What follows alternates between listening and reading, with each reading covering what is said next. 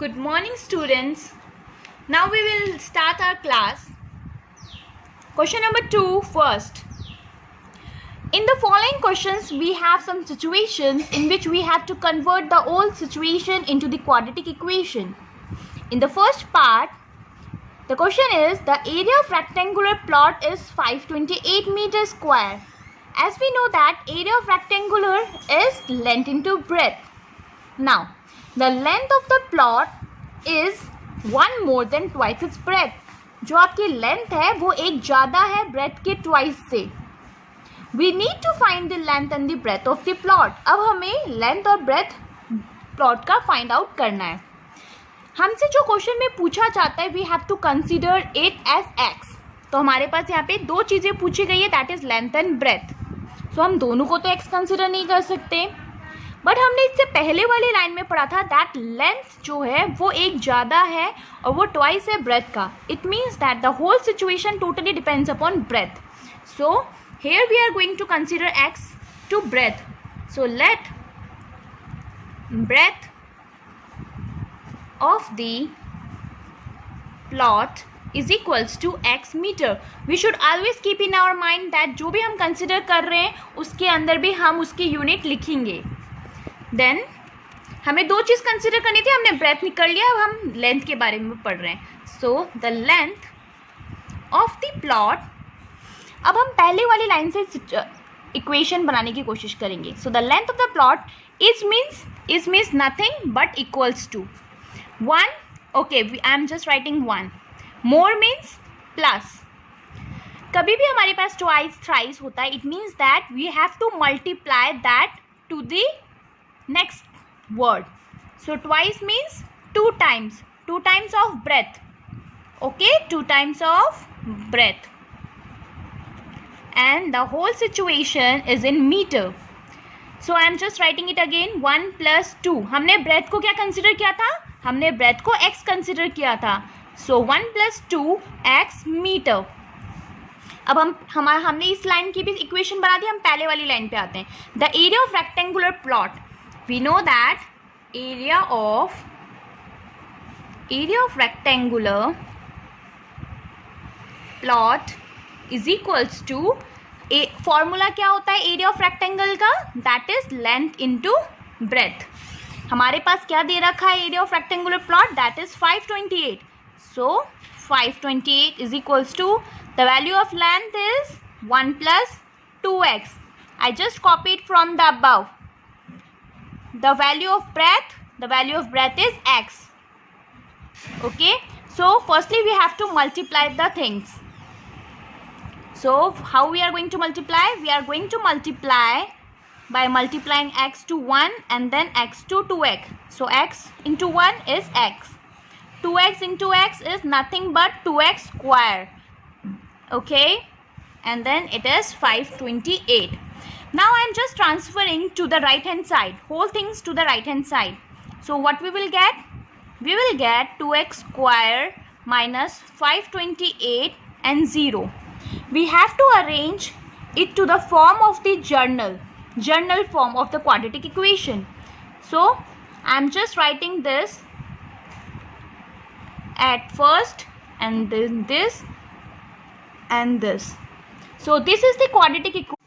So here we have the another part of second, that is the product of two consecutive positive integers is 306 and we need to find the integers. Consecutive means continuous. Integers means 0 और 0 के यहाँ पे जो values होती है all are in positive और 0 के इधर जो वैल्यूज़ होती है ऑल आर इन नेगेटिव. सो इन सब को मिला के हम क्या बोलते हैं उसको? इंटीजर्स. लाइक यहाँ पे 1 2 3, like -1 -2. So these all makes integers. So here we are talking about positive integers. So positive integers means above 0. So we are talking about positive integers. So हमें यहाँ पे दो कॉन्सिक्यूटिव पॉजिटिव इंटीजर्स लेने, मतलब दो लगातार हमें कोई इंटीजर्स पॉजिटिव इंटीजर्स लेने. हमसे क्वेश्चन में ये पूछा है तो हम इसी को कंसीडर करेंगे x. So solution, let two consecutive integers, let two consecutive positive integers, हम क्या कंसिडर करेंगे? We are going to consider x and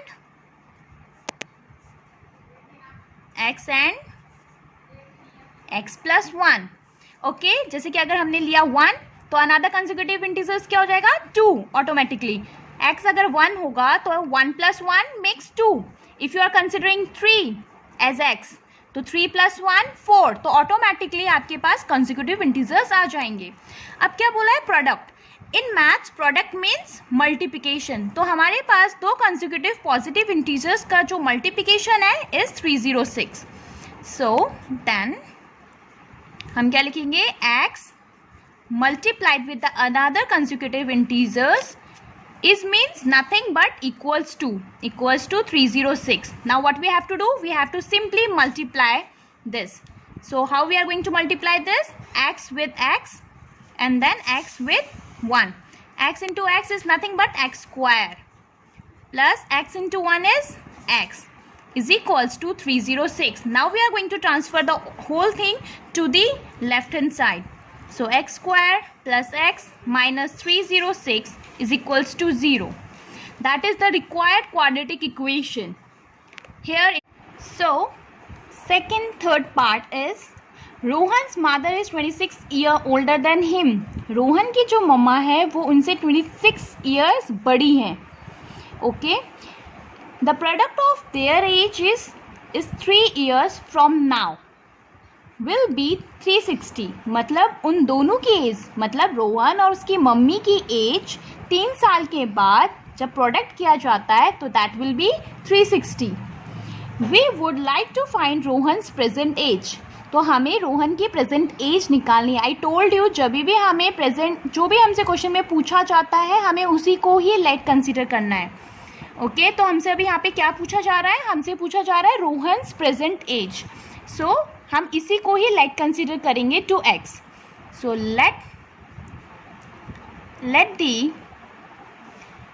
let the present age of Rohan is x years. Okay. Now हमसे first line में क्या बोला था? Rohan's mother. Now we are just copying this. Rohan's mother is means equals to 26 years. older means बड़ी है तो we have to add it, right? older means बड़ा है तो हम यहाँ पे add का साइन यूज करें. किससे बड़ी है? to him, रोहन से बड़ी है. so रोहन की एज क्या थी? x. so 26 plus x. okay. अब बोला है हमसे after 3 years Rohan's age. Rohan की क्या एज होगी? रोहन्स एज अगर आज मेरी ईयर कंसिडर करते हैं 21 है तो 21 अगर 3 साल के बाद मेरी एज क्या होगी? So we have to add 21 plus 3 that is 24, right? Similarly अगर आज इसकी एज रोहन की एज x है तो 3 साल बाद क्या होगी? We have to simply add 3. Similarly Rohan की मम्मा की एज क्या होगी 3 साल बाद? रोहन्स मदर एज क्या होगी आफ्टर 3 years? आफ्टर 3 years के बाद रोहन्स की मम्मा की एज क्या होगी? फर्स्टली हमें ये कॉपी करना है जो उनकी प्रेजेंट एज है, that is his present age. Present age में 3 साल हमें ऐड करना है, सो +3. उसके बाद क्या बोला जा रहा है? The product of their ages. तो इन दोनों का जो प्रोडक्ट है, ठीक है. So according to question product क्या हो जाएगा? x plus 3 that is Rohan's age. Another one is Rohan's mother is. So 26 plus x plus 3. इनकी प्रोडक्ट कितना है? That is 360. Okay. Will be लिखा हुआ है. विल बी मैथ्स के अंदर अगर विल बी, वॉज, इज दिख जाए इट मीन्स वो इक्वल्स टू की बात कर रहा है. Okay. Now we have to simply open the brackets. So x plus 3. Now I am just opening this bracket. 26 plus x plus 3 is equals to 360. okay. So I'm just copying it.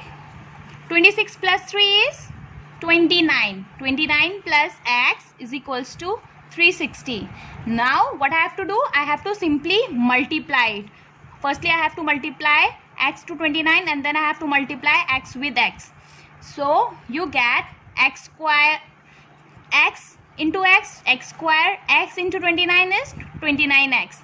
Similarly 29, 3 into 29, 3 into 29 is 87.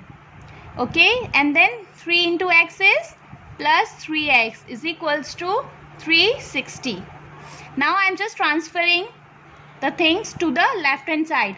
X square plus 29x plus 3x plus 87 minus 360 equals to 0.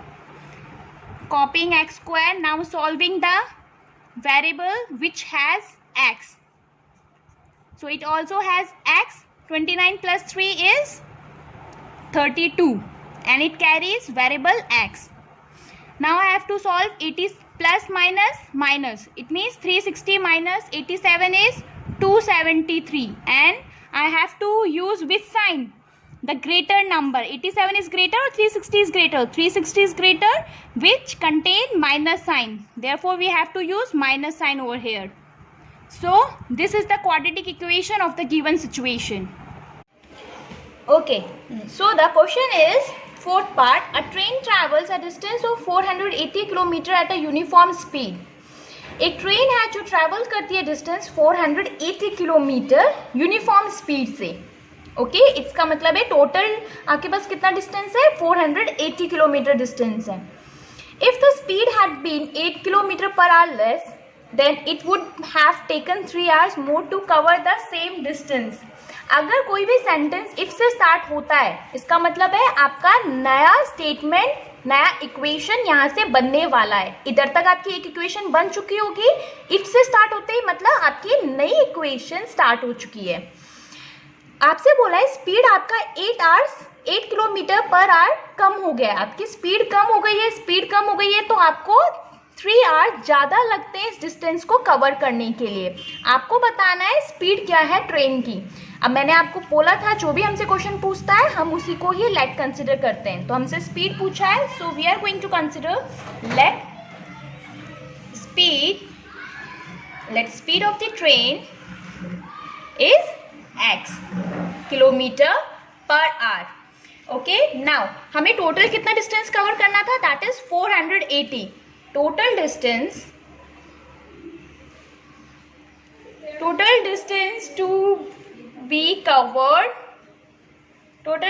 to be covered is equals to 480 kilometer. We know that the formula of speed is distance upon time. Correct? हमने already बहुत पहले पढ़ रखा होगा, physics में भी पढ़ रखा होगा हमने ये पार्ट. तो हमारे पास टाइम का क्या आएगा? बिकॉज हमारे पास टाइम का डिफरेंस दे रखा है, 3 hours उसको ज़्यादा लगते हैं कवर करने के लिए. सो हम यहाँ पे टाइम निकालेंगे. सो टाइम कितना हो जाएगा? That is equals to distance upon speed. What is the distance which we have? We have 480 kilometer as the distance, and what is the speed? We have considered x. Okay, so kilometer, sorry, I wrote kilometer per hour. Okay, so time is 480 upon x, kilometer upon kilometer per hour. You know that kilometer will cancel with each other, r will go up, so we have 400 upon x hour. Similarly in the case 2, अब if के बाद जो sentence start हुआ है उसकी हम बात करेंगे. अब हमारी स्पीड क्या हो चुकी है? Case, that is case second, that is case 1. अब हमारी स्पीड 8 किलोमीटर पर आवर से कम हो चुकी है पहले. So decreased speed of the train. पहले हमारी कितनी स्पीड थी? पहले हमारे पास थी x स्पीड, उसमें 8 किलोमीटर पर आवर कम हो गया, 8 कम हो गया है. सो टोटल x था, अब 8 कम हो गया. So the new value of speed is x minus 8. So what will be the time?